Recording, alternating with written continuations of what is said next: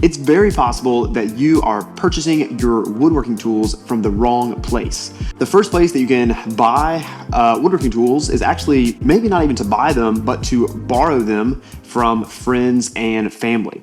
And this is definitely something that I've done a lot in the past. If you followed my channel for any length of time, you know that this two-car garage where I'm operating right now, where my woodworking shop is, that's not always where my shop was. I used to operate actually in my dad's detached garage, and a lot of the tools in that shop were mine, and he borrowed my tools. A lot of the tools in that shop were his, and I borrowed his. So we kind of had a shared shop space, if you will.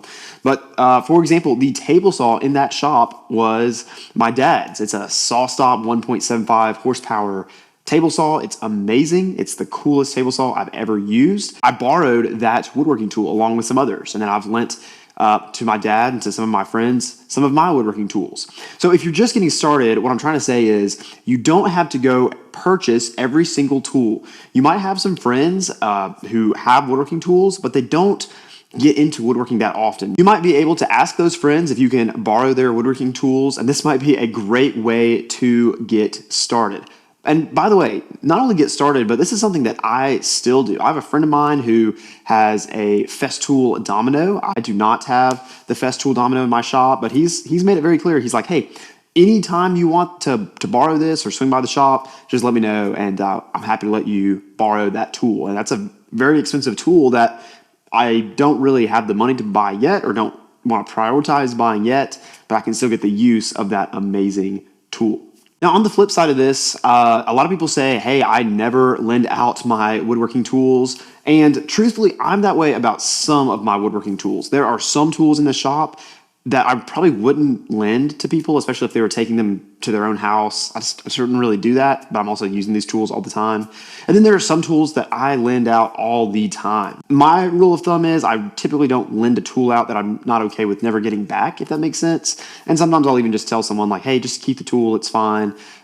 Because I've had so many people help me out, so I kind of want to pass that along.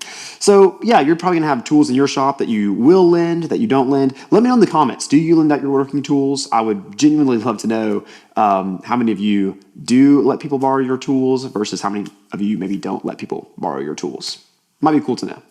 The second place you can find woodworking tools is on Amazon. Now, there's some pros and some cons to buying woodworking tools from Amazon. First of all, it's kind of the pro with anything from Amazon. It's just very convenient. I find myself getting lots of things from Amazon just because their app is super user-friendly. And if I know that I need a tool for a project that I'm working on the weekend, and let's say it's the middle of the week, sometimes it's nice to just put in that Amazon order and know that I'm gonna have what I need, the tool I need, by the weekend. Just as an example, I remember about 2 Christmases ago, this Milwaukee M18 fuel router was on sale on Amazon. I want to say it was like 30 or 40% off its normal retail price. It was a very, very good deal. I wasn't even really looking to buy this router. I just saw it, and it was kind of an impulse purchase. Now, I'm really glad that I made that purchase because I was able to do a whole video review on the channel about this router. It's my go-to router. It's a really awesome router. But I was able to get this router for almost half off because Amazon was running such a great deal. So there's great prices on Amazon. One of the cons when it comes to purchasing tools from Amazon is that a lot of times you're not going to get the same warranties that you might get if you purchase tools some other places that I'll talk about later in the video. So going back to this router, for example, I did not get any type of warranty on this router because I purchased it from Amazon. As you're going to purchase tools, you just kind of want to ask yourself, for you, what's important to you? Some people, warranties are a really, really big deal.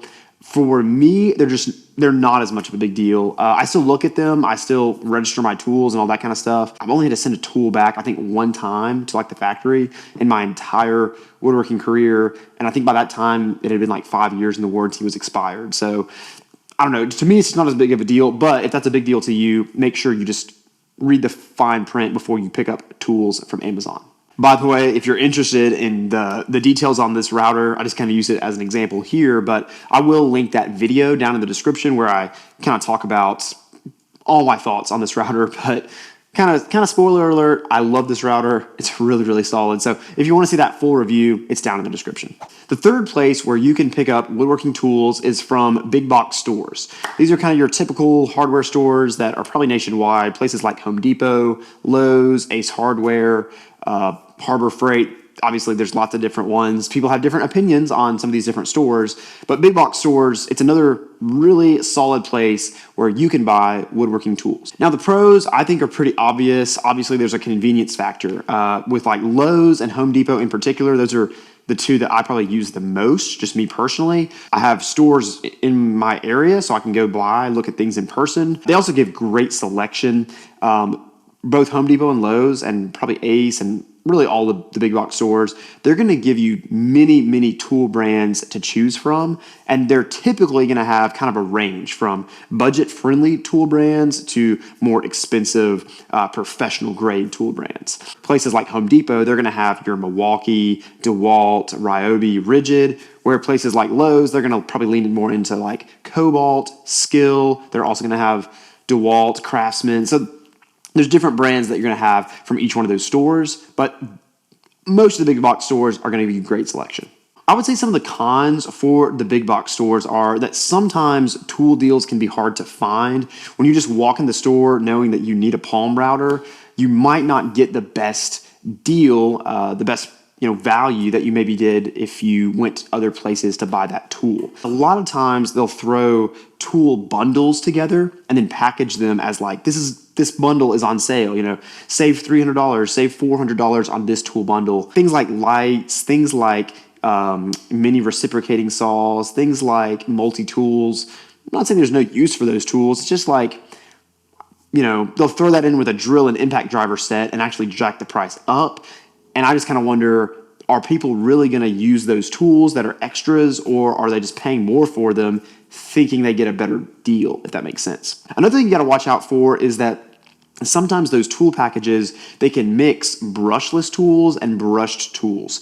And if you don't know my opinion, I think 9 times out of 10, everyone should be buying brushless tools. There are exceptions, but 9 times out of 10, brushless tools are the way to go. And so if you have a package and maybe you see one brushless tool, you might assume that all the tools in that combo kit are brushless. That's not always the case. So you just want to really be careful at the big box store. You want to know what you're looking for. I will say that I do have a tool deal email list where I kind of sort through all of the deals of the day from lots of different websites, places like Home Depot, Lowe's, Tool Nut, some other places. Then I email those tool deals out probably 3 to 5 times a week. Hopefully this is a service that if you're interested in, I can provide for you just so that you don't have to always track what are the tools that are on sale at Home Depot, what are the tools that are on sale at Lowe's, what does Tool Nut have, what's on Amazon. Hopefully I can just consolidate all that for you and send it out a couple of times a week so that you can just kind of have a one-stop shop for the best tool deals around. The fourth place that truthfully no one talks about when it comes to where you can pick up power tools is Facebook Marketplace. Truthfully, I have used Facebook Marketplace more to sell tools than to purchase tools.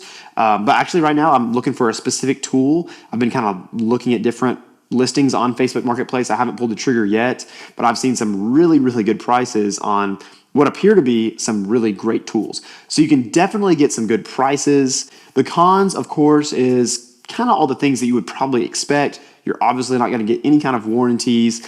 You don't necessarily know how the tool has been treated, right? So if it's a used tool, has the person had it for 4 years? Have they had it for 10 years? Have they mistreated the tool? Does it, is it really accurate? Are you going to have to do some adjustments after you get it in your shop? There's going to be all those things. And there's also just a little bit more hassle as far as finding the deals. You've got to really sift through a lot of listings. You've got to coordinate a time and place to pick up, all that kind of stuff. So there are some cons with Facebook Marketplace, but I still think, especially if you're a beginner, and maybe I just don't hear the people talk about it, but I just never hear YouTubers talk a lot about, hey, this is a great option, but I think it really is.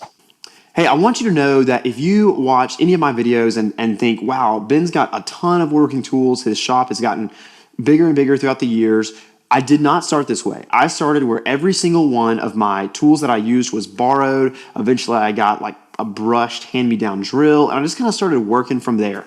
And so don't look at my shop or other woodworkers' shops and think, wow, I'll never get to their level or anything like that. Just start where you are, find the good deals, and go one tool at a time as you build your woodworking shop to create some awesome projects. I promise that you can do it. Just take it slow and take it one tool at a time. Hey, if you've enjoyed this video, check out this video. In this video, I kind of do like a beginner woodworking project, and then this is also a great video here. So I'll see you in one of these two videos.